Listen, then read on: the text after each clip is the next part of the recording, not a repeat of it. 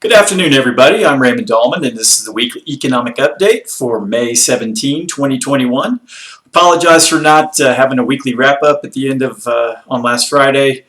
Came down to my office to record the video and had I guess it was a Windows update or something that I accidentally clicked on, and it started the update, and it was going to take like an hour. So I wasn't going to sit down here and watch my computer's blue screen, count up the percentages of how long it was done. So I figured a few days without listening to me or me ramble on about what happened in the market that week, last week, was y'all were going to survive. So, all right, well, let's go ahead and I'm going to dive into just some regular news, do something a little bit different.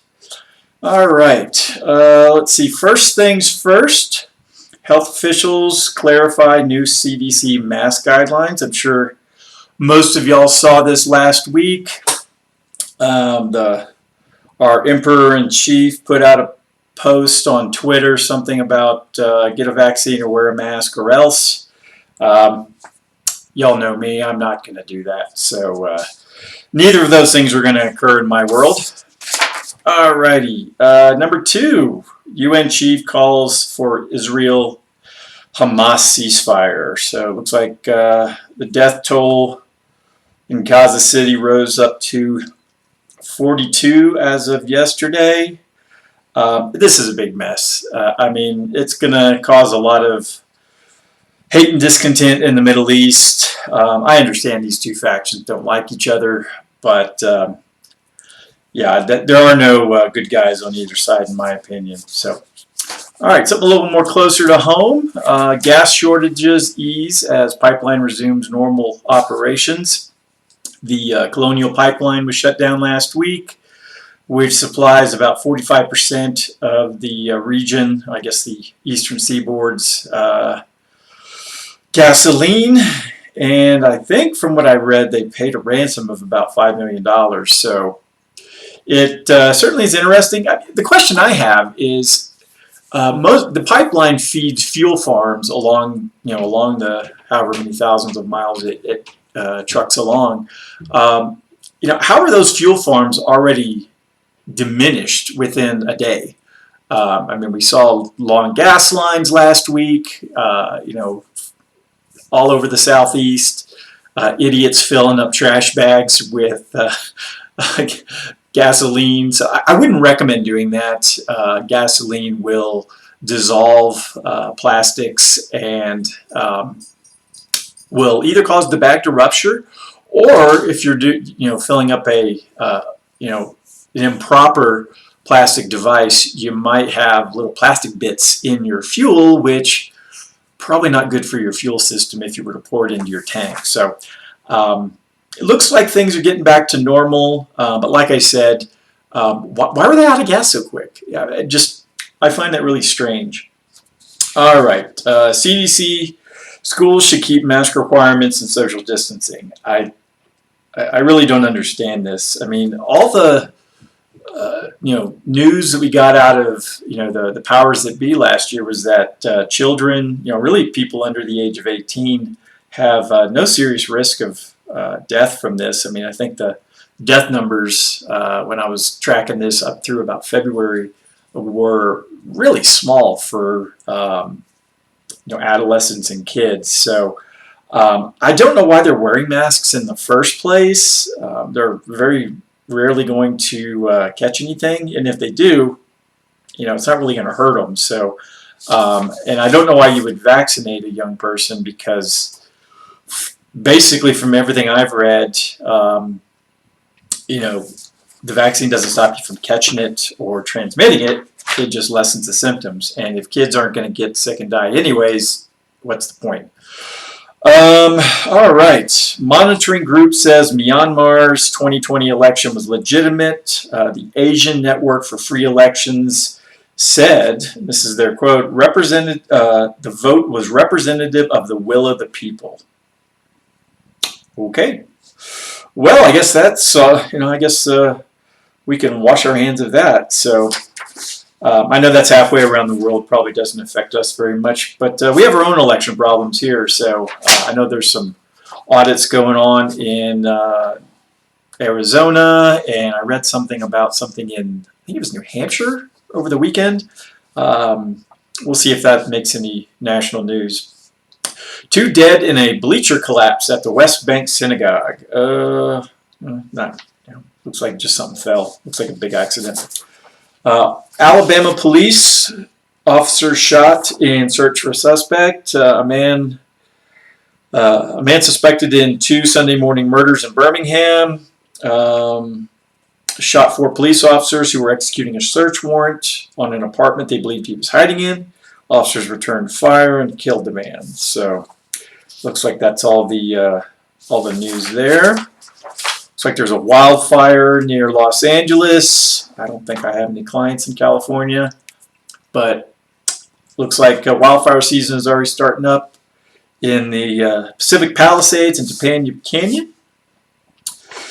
And let's see, this is something that does affect us. Musk tweet sends Bitcoin price falling as of, he had some Twitter exchanges over the weekend, and the Bitcoin price dropped down to about 44,000. As of right now, it's about 12:30 Mountain Time. It's trading at about 43.2. So I'm a big Bitcoin guy. I like it. I think it's a good store of value. It is volatile still, but we'll see where things go with that. Who's to say he didn't send some of those tweets out to push the price down so he could buy more? Not saying that people do that, but it is what it is.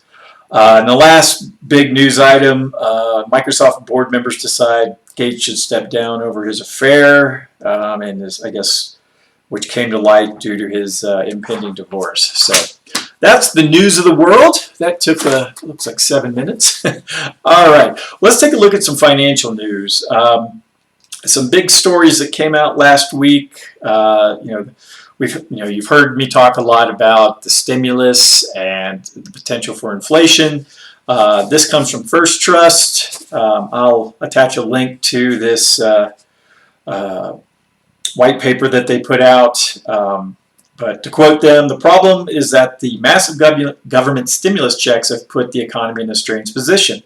While retail sales are far from where they would be if COVID had never happened, even as the production side remains relatively weak. So sales are still high, even though production is low.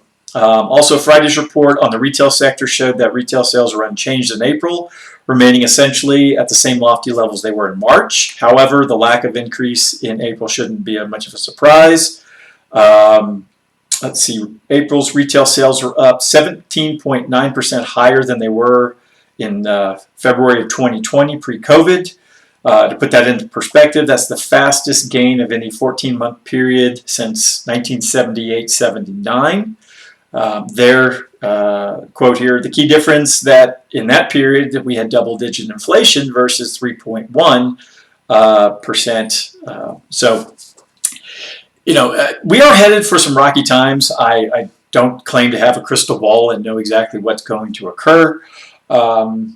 Let's see, manufacturing production was down 2.7% versus February of 2020.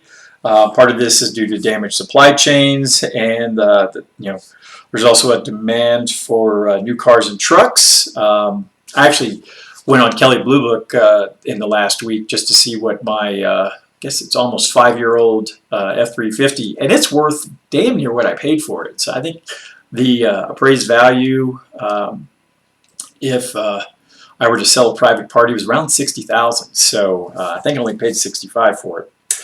Let's see. The divergence between consumer spending and actual production is a manifestation, easy for me to say, of inflationary economic policies, which showed up in last week's report. Consumer prices are up 4.2% from a year ago, while producer prices are up 6.2%. So again, things are going to get very, very expensive. We've seen this with lumber, gold, silver, Bitcoin. It's gone up quite a bit over the last year. So we're going to start seeing that in our goods that we buy. The grocery store's gotten more expensive. All right, let's take a look and see how the markets have done. The 10-year looks like it was up 5.1 bips to 1.628.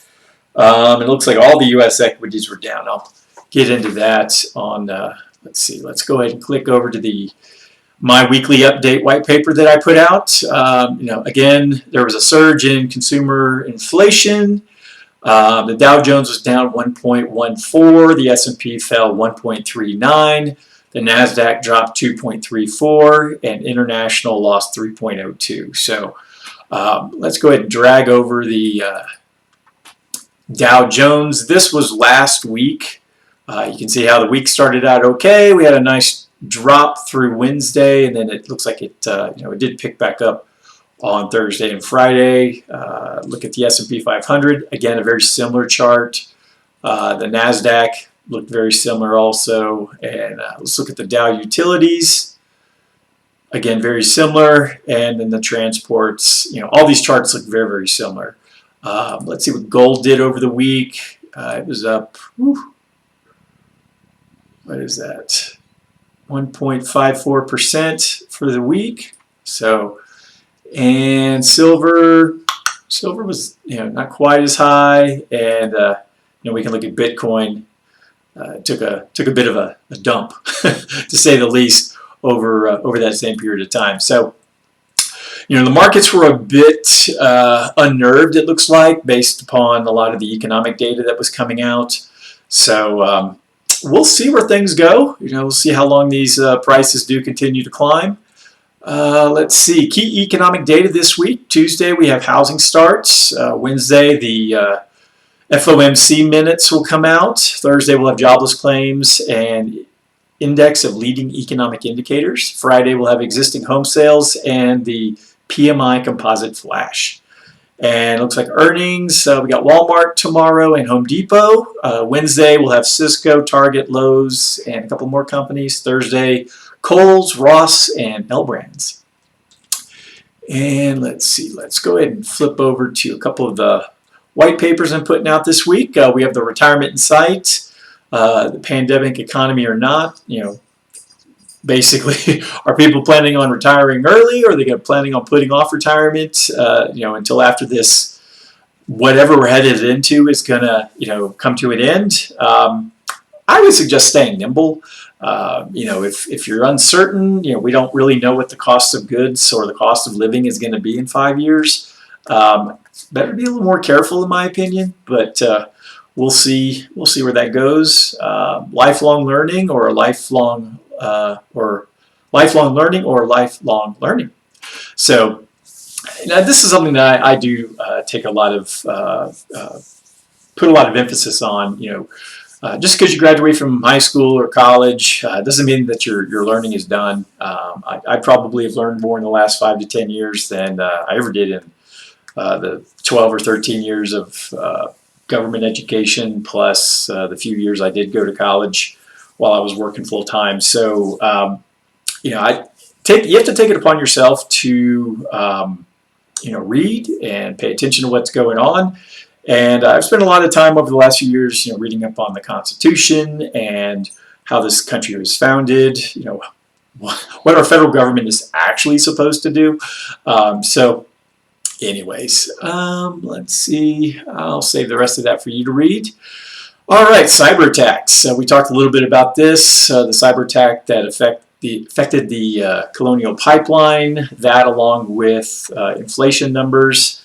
Again, here the CPI jumped 4.2%. Economists were thinking it'd be more like 3.6. It seems strange. They are really off by a lot of their educated guesses of late. So, we'll see where that goes. So, all right, we covered that.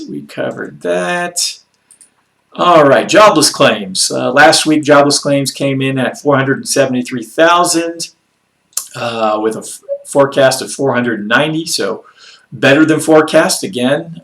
Things keep trending down.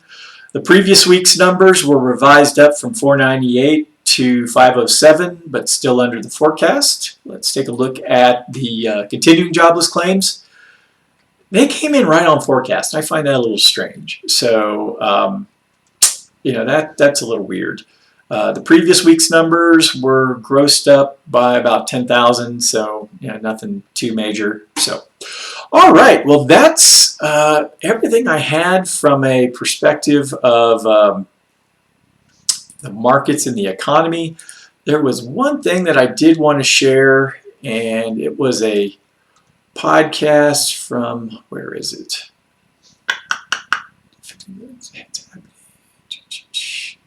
Oh, here it is. Free Market Economists. It's from the Tom Wood Show. And just want to share, I'm just going to go ahead and share or attach the podcast to this so you can listen to it. But basically talks about the types of economists that there are, you know, the Chicago School and the Austrian School. You know, I'd give it a listen. It's certainly interesting. Tom always puts on a fantastic podcast. And so I'd give that a listen. And just, you know, when I'm talking about, you know, Austrian economics or the Chicago School or the Frankfurt School, you have a little bit better idea of, you know, what I'm talking about and, you know, who these people are, what their fundamental belief systems are. So anyways, all right, well, that's everything I had, and I should have a video out definitely on Friday to wrap up the week. And if you need anything, feel free to reach out to me via email or you know, pick up the phone and give me a call. Be sure to like, subscribe, and share with friends and family. I would certainly appreciate it. And everyone have a great week. Bye-bye.